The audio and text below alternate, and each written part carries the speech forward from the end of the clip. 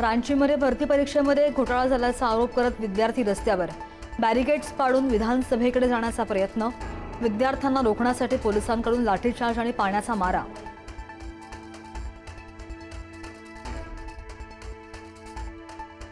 मध्य प्रदेशमधील भाजपचे खासदार जनार्दन मिश्रा यांचं वादग्रस्त विधान, इथेनॉल मिश्रित पेट्रोलला विरोध करणाऱ्यांवर टीका करताना वादग्रस्त विधान, मिश्रा यांच्या विधानामुळे राजकारण तापण्याची शक्यता।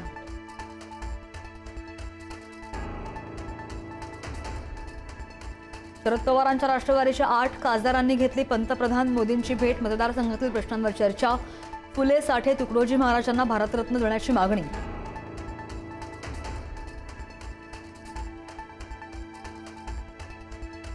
पंतप्रधान कोणत्याही देशाचे नसतात, ते देशाचे असतात, त्यामुळे त्यांना भेटण्यात काही वावगं नाही। मुख्यमंत्री फडणवीस यांची प्रतिक्रिया, अशा भेटींकडे वेगळ्या दृष्टीने पाहण्याची गरज नाही, मुख्यमंत्र्यांचं आवाहन।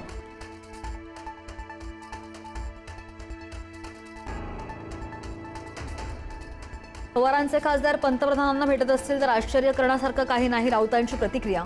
पंतप्रधान संसदेत येत नसतील तर खासदारांनाच मोदींना भेटायला जावं लागणार, राऊतांचा टोला।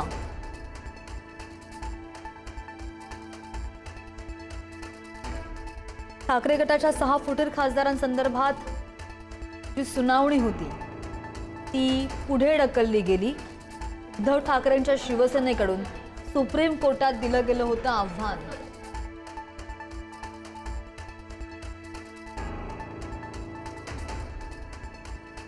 गृहमंत्री अमित शहा आज लोकसभेत हजर राहणार, शहा संसदेत आल्यावर गदारोळाची शक्यता, शहा लोकसभेत 2 विधेयकं सादर करणार, विद्यार्थी आंदोलनातील लाठीचार्जवर काय बोलणार याकडे लक्ष।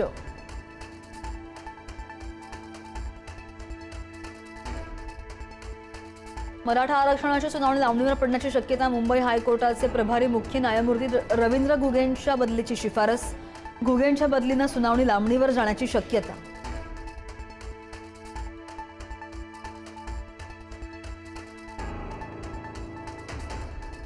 कल्याण पश्चिमेमध्ये भटक्या कुत्र्याची दहशत, कुत्र्यानं 100 ते 150 नागरिकांना चावा घेत केलं जखमी, पालिकेच्या श्वान पथकानं कुत्र्याला केलं जेरबंद।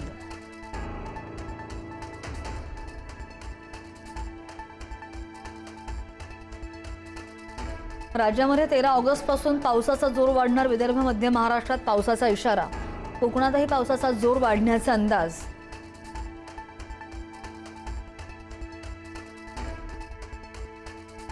पंतप्रधान नरेंद्र मोदी यांनी घेतली कॉमनवेल्थ स्पर्धेमधील पदक विजेत्या खेळाडूंची भेट, खेळाडूंशी मन मोकळेपणाने साधला संवाद, उत्तम कामगिरी केल्याबद्दल खेळाडूंचं कौतुकही केलंय।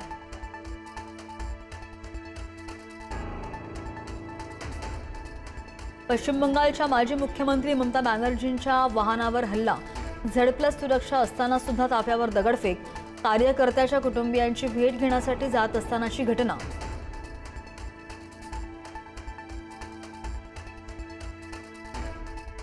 मुसळधार पावसामुळे अमरनाथ यात्रा दोन्ही मार्गांवरून स्थगित, चंदनवाडी आणि बालटाल मार्गांवरील खराब झालेल्या भागांची दुरुस्ती सुरू, अमरनाथ यात्रा सुरू होण्याची शक्यता आणखी कमी।